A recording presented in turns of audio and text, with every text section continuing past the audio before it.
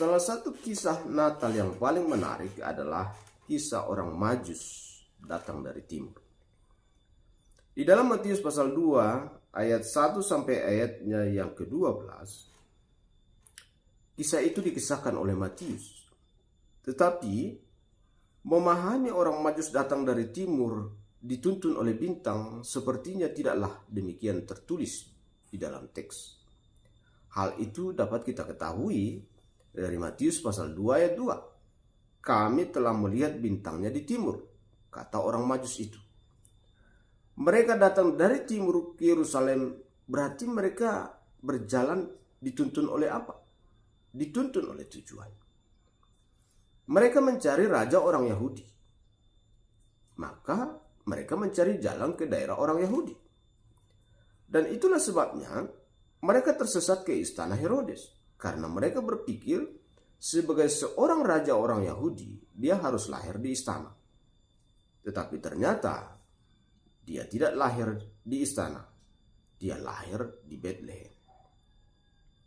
Di dalam Matius pasalnya yang kedua, ayat yang ke-16, perjalanan dari timur ke Yerusalem itu memakan waktu 2 tahun.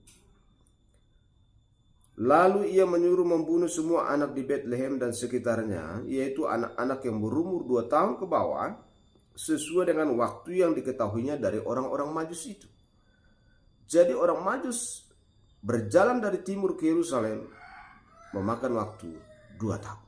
Perjalanan yang panjang, biaya yang sangat besar, bahaya yang sangat besar. Mereka mempertaruhkan segalanya demi mencari raja orang Yahudi.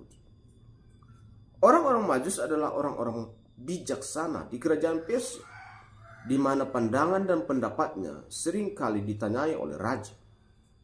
Tetapi mereka kemudian rela melepaskan semua kedudukan, rela meninggalkan kampung halaman, bahkan mungkin meninggalkan keluarga untuk mencari raja orang Yahudi.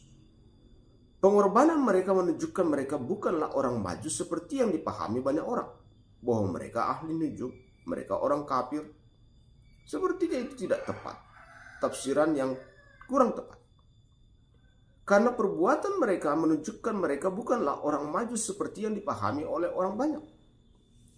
Mungkin orang Majus adalah ahli astrologi, ahli nujum. Tetapi orang Majus yang datang ke Yerusalem mencari raja orang Yahudi, tentu itu bukan orang Majus yang biasa. Ada sepertinya pandangan bahwa semua orang Batak Kristen. Tetapi ada orang Batak yang tidak Kristen. Sehingga kita tidak bisa memukul rata Batak sama dengan Kristen. Majus sama dengan ahli nujum. Perbuatan orang Majus ini meninggalkan kampung halamannya, menempuh bahaya, belum pernah melakukan perjalanan itu. Dan mereka rela, mereka mempertaruhkan segalanya. Adalah bukti keimanan mereka.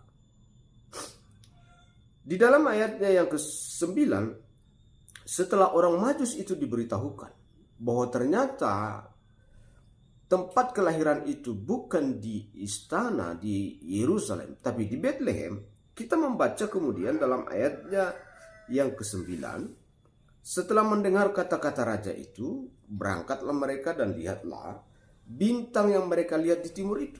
Diulangi lagi. Ayat 2, ayat 9. Bintang yang mereka lihat di timur itu.